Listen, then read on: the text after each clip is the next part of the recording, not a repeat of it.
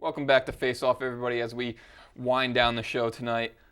Game of the week this week, Packers versus Giants. The past couple of years has been a great game, dating back to when the glory days. Yeah, dating back to exactly. Pick of the week. So who are we taking in this game, guys? Still November for the Giants. I think it'll be a close game, but I got Packers 24-20. I got to stick up for the Giants since Finn's not here. I'm wearing a shirt. I might as well be him. Just scream a few things about how the Giants are going to pick it up and everything. I don't have that much faith, but I'm not a Giants fan unless I do. I say they win a close one. I think I keep looking back to how the Packers completely decimated the Texans a couple weeks ago. I think that the Giants are sloping down. I think the Packers are going to win it. I think they're going to win it big, too. Don't say that. You know what? Vin's not here. I'm allowed to talk bad about the Giants. That's true. He'll hear it. Final thoughts. I'm going to start it off. Breaking news was that old Plexico Burress signs. I'm wearing a Steelers jersey. Plexico Burress signed with the Steelers today. So I guess the Steelers are going to give him a shot. Get it? That was a good one. But thanks. I've been playing that all day. But this pick is honestly, it really, I don't know why they would do this. They have receivers. They have Mike Wallace, Antonio Brown. He'll be back. Emmanuel Sanders is fine. Heath Miller's been such a great receiver for them.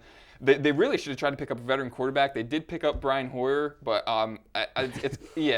It's going to be interesting to see what the Steelers do with Plexico. I guess they just want to break out their number 80 jerseys again. They're just. My final thoughts. Well, we didn't talk about the Eagles at all today, so that's what I'm going to go with. Jeffrey Lurie. There's talk about whether or not Andy Reid should be fired now. As an Eagles fan, I'm not going to bash Reid for what he's done. I understand we don't have a ring, but he's earned the right to finish off this season. At the end of it, you can him. You want to bring a guy in who can turn this team around, you need a guy who's going to be aggressive, who's going to make this team have heart, because that's the one thing I'm seeing. This team has no heart out there. And if Nick Foles is going to be your guy, you need a coach who can really mold him into a legit quarterback. John Gruden should be the number one option right now. You watch ESPN, Gruden's quarterback camp. He can lead a young quarterback and turn him into a pretty legit quarterback in the NFL. I'm not saying we got Peyton Manning here or Tom Brady, but I think if you want a coach who can get this team fired up and give them heart, I think it's John Gruden. I love Gruden, too. He's my favorite analyst. He's my number one choice. All football. And Kevin? Okay, for my final thought, excuse my informality, I am going to read an open letter that I've written to Mr. Fred Wilpon. When I was a younger kid, I actually wrote a letter to Mr. Wilpon asking to keep my favorite player, Mike Hampton. He didn't listen, traded him to the Rockies. So I thought I'd give this a try again. Okay, dear Mr. Wilpon, as you hopefully know, this past season was one of great note for two Mets. R.A. Dickey became the oldest NL Cy Young winner in league history, while David Wright managed to break a majority of the franchise's hitting records. Hopefully, you also know that both of their contracts are to expire at season's end, forcing you to make an official decision as to their future with the team. However, what you don't know is that I can see into the future, to the moment in near time that I see on the ESPN ticker that you traded one or the other of them to Milwaukee for a reliever and two players to be named later. I know what the future holds because I know history repeats itself. That's right, I'm the 8-year-old who cried when Mike Hampton was traded to the Rockies, the 10-year-old who jeered at the likes of Mo Vaughn and Jeremy Burnitz, the teenager who cursed the signing of K-Rod, and when you try to replace the most celebrated franchise player since Mike Piazza with Lucas freaking Duda, I will become the worst thing that has happened to you since Bernie Madoff. I will take every concentrated effort I have spent defending your horrible decisions and transfer it to booing vehemently from my $75 upper deck seats in the middle of August. I will stop saying Harvey and Wheeler could be the next Seaver and Kuzman and start saying I'm pretty sure Ike Davis couldn't hit a football with a tennis racket. I have taken a lifetime's worth of crap from you, and you are one more off-season away from getting what's coming to you. If you care at all about your dying fans and the players they love, you will give R.A. and David whatever on God's green earth they wish for. You will shut your mouth and you will strive to win games. P.S. Don't take credit for releasing Jason Bay. That's like bragging that you found crap from 3 years ago on the bottom of your shoe. I love hearing about the Mets being bad. I love that. That was fantastic.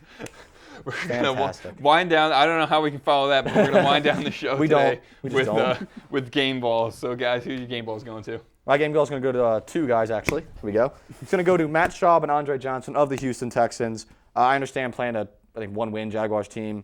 Not the most impressive game, but Matt Schaub, 500 and, I believe, 27 yards. Tied for second most all-time in a game. Andre Johnson, 273 yards receiving, as well as a game-winning touchdown. I go to Schaub and Johnson of the NFL best team, Houston Texans. Ryan, here's the thing. RG3, 14 for 15. Don't remind me. Perfect quarterback rating, 158.3 was it? 4 touchdowns, 200 yards, 83 yards rushing. He set the Madden setting to rookie. Against the pitiful Eagles Definitely defense. did.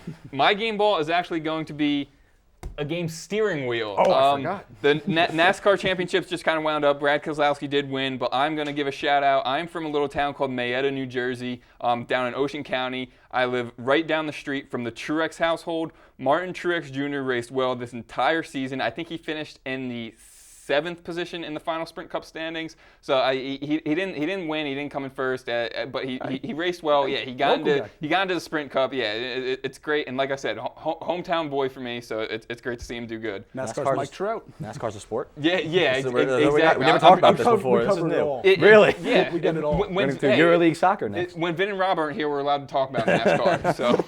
But that'll do it for us today on Face Off, guys. Thanks for tuning in. We'll see you next week. Hopefully, Ben and Rob will. I think they were a little concussed and they haven't been cleared to play the game yet. But hopefully, they'll be back next week. But No, we'll I like see you talking. then.